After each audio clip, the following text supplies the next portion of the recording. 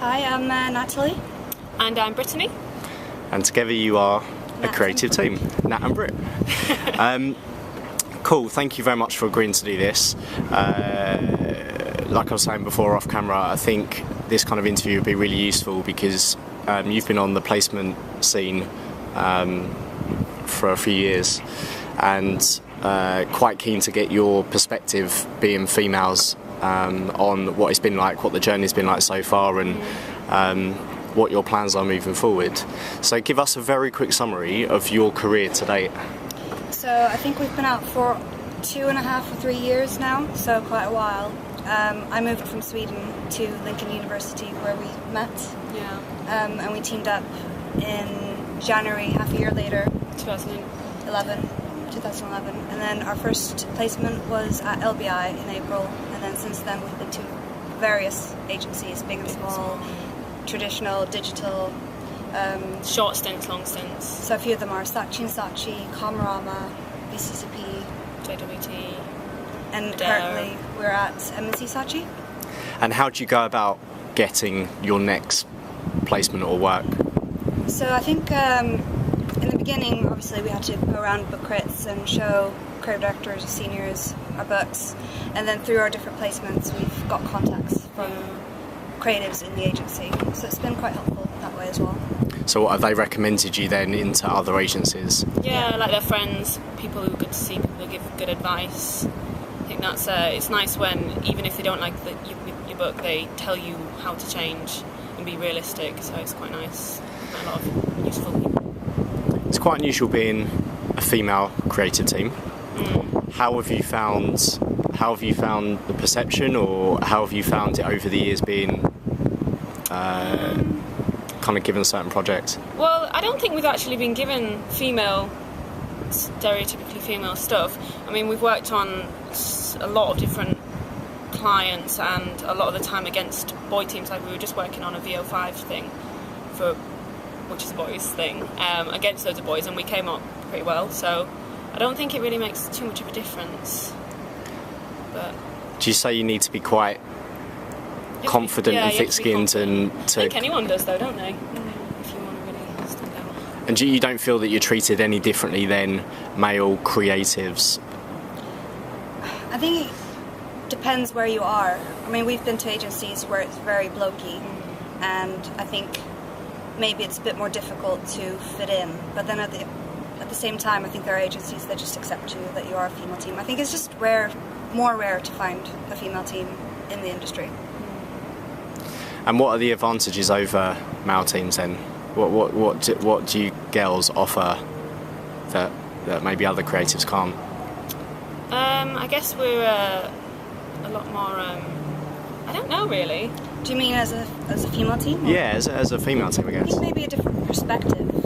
I mean, they do say sometimes that male creatives fit better on female products and vice versa. I don't know if that's how true that is, but I think women are more thorough a lot of the time as well. That's what we've learned. Or when it comes to attention to detail. Yeah, I guess so. Are you quite traditional in the way that you work? Are you one of you's definitely an art director, one of you's definitely a copywriter?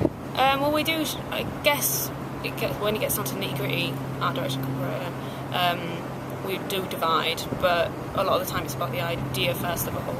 But I'm the art director and but we mix a lot. So like she can come up with really good lines, but I think it just depends on if you're doing like a hard amount of copy, then I'd probably do it. There's a perception that when you're on the kind of placement circuit or when you're kind of freelancing at your level, it can be hard to survive and live in London on the kind of pay. How have you found it? Because obviously you're a kind of proven story of how you can survive 2.5, 3 years on kind of minimal I think there are ups and downs. Sometimes we struggle and sometimes we don't. But I think lining it up, that's the key. But then you don't want to start relying on, oh well, we've got that next. So it is kind of nice to not have something lined up in a way. I guess it's just a mixture of both and saving whenever you can. But and I think we try to negotiate as well. So if we can get a better pay, then you can always ask. I think you need to ask. If you don't ask, you don't get. And have you been offered a full-time job at any of the places that you've kind of done placements in? No, not yet. I think we probably would have taken it.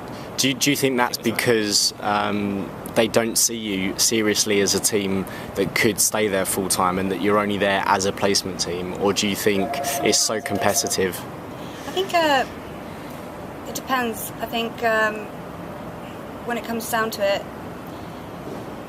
I think you just have that connection with the career director, and sometimes you do. Sometimes if they want you there, they'll keep you there. And sometimes it's just about timing, or they've got someone in mind already, or they're just not looking. So it's difficult because we've done like a lot of placements now, and we've done really well, and some of them we definitely go back to. But sometimes it's just not the right time. Yeah, so it is about being at the right place at the right time. Yeah. I think there are a lot of factors. Everyone works hard. That's the thing. Every team works hard. You can say, oh, you need to work hard, but everyone does because they want it. So I don't. Yeah. So your plan, I'm guessing, is ideally to secure your first full-time job. No, we just do this for fun. Just keep doing placements for the next 20 years. We love it. No, yeah, definitely. Yeah, full-time, I think, is our plan. We always ask. And what advice would you give to other creative teams who maybe are graduating this summer from uni and they maybe are worried about not finding a full-time job after a few years? Because I'm guessing you both of you didn't really expect.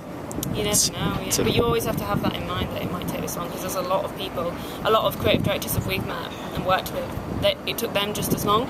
So it's kind of nice to hear that, but obviously it would be ideal to get it straight away. I think just keep on going, really. I think it's good to experience different places, because you learn a lot from placement, and don't see it as a negative. Just keep on going and take everything as an experience, I'd say. And don't blame yourself for not getting a job.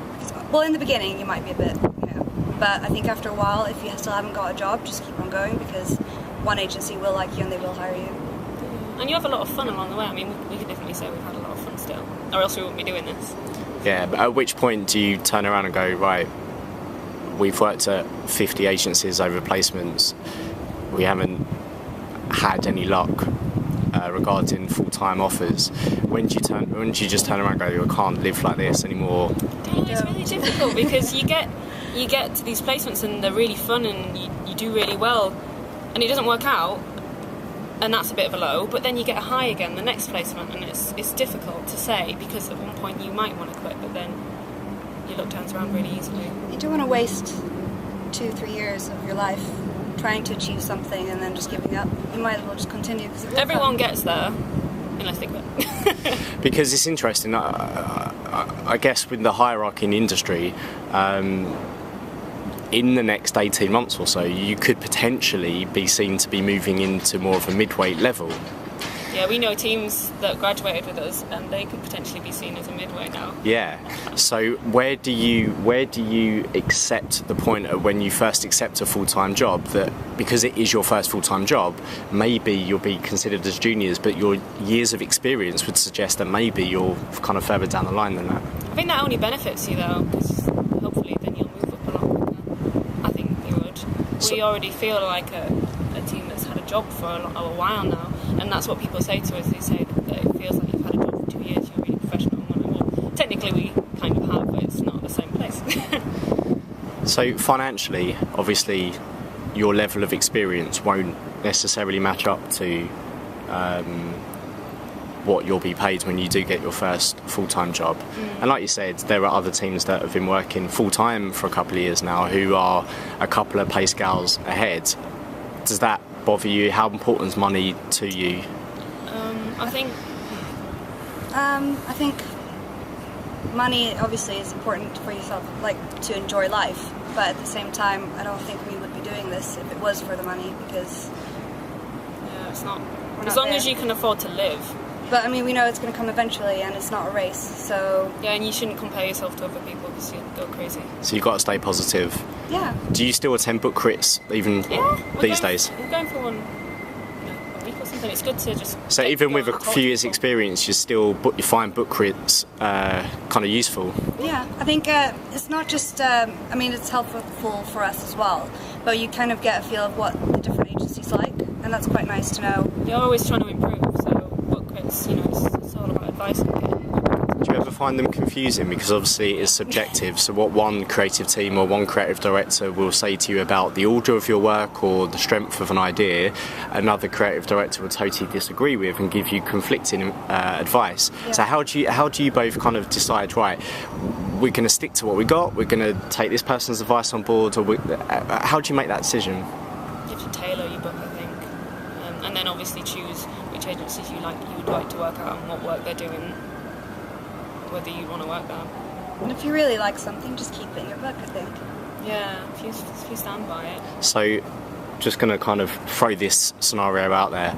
If a creative director of a top 50 advertising agency gave you advice versus a creative director of an agency that was positioned 300 to 350th in the league tables, would you more naturally take the advice of the creative director who runs an agency that has a higher profile? I think it depends, because just because they have a good name now doesn't mean that they necessarily are doing good work at the moment. And I think also it depends on which one you want to work for. And I think if you take away too much work that isn't reflecting you, then you don't define yourself as a team. So I think it depends really who you look up to most. I don't know if you... When you were at university, was there anything you wish you would have been told or you would have been taught that would have helped you work kind of in the situation you are now? I think you always learn on your feet. You always learn when you learn more when you're out of uni than you do when you're in. I mean, it was useful, but I think you'll always learn when you leave uni. We were not quite traditional, I think. In a digital world right now, it would have been maybe good to have a bit more digital experience, but I think we learned, the background, the basics quite well.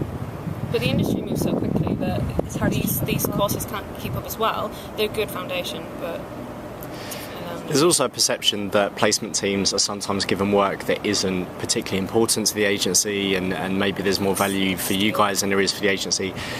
What's your experience been like with live work versus work which isn't particularly important to either party? I think you've got to do both, really. You've got to do the bread and butter stuff, because that will be your job. But you've also got to grab the good ones when they come by, and even if they don't come by, grab them anyway, I think. Have you had experience of pitching directly to clients so far? I have, but not in England. Oh yeah. And have any of your ideas been... How many of your ideas have been bought? We've got a few. We've got some online stuff moving on still. We've got press and radio. We haven't cracked TV yet, but we're aiming for it one day. How many of your ideas have won pitches, do you know? Or new business? We helped win a pitch once, but we haven't been on that many pitches. And the reason I asked the question is because I've spoken to creative teams over the years who have helped agencies win £250,000 worth of business, £500,000 worth of business, but they still aren't any closer to securing something full time. It's almost like, thank you very much for helping us win that account. It was your idea, but now we're going to bring in, or we're going to get another team to kind of see that idea through.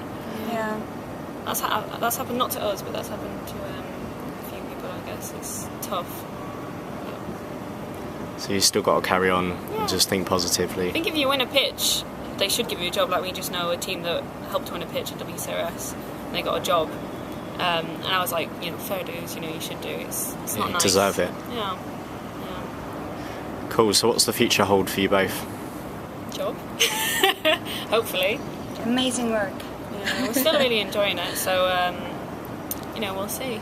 And obviously you've worked at loads of agencies, from above the line, through the line, below the line. Do you think it's right to position yourself as a kind of fully integrated creative ideas team? I think so, yeah. At the moment we are working on mainly digital though, but It's really fun, depends I where think. you are. I think the stuff we're doing is quite fun. But, I think it's good to be able to do all of it, because an idea should come from an idea, not the media. And who do you find have been the best kind of mentors to you? Has it been other more experienced teams, or has it been the creative directors or ECDs directly? I think it's different depending on where you go. Sometimes creative directors can be really busy. I think though at the moment where we are, the creative directors there are very helpful, and they really want to hear your perspective and kind of let you creative direct yourself as well at the same time as they're helping you out. So I think they've been good. But I do find, I mean, obviously the older they are, the more experience they have, so that's good. Cool. Okay, well thank you very much and best of luck. Thank you.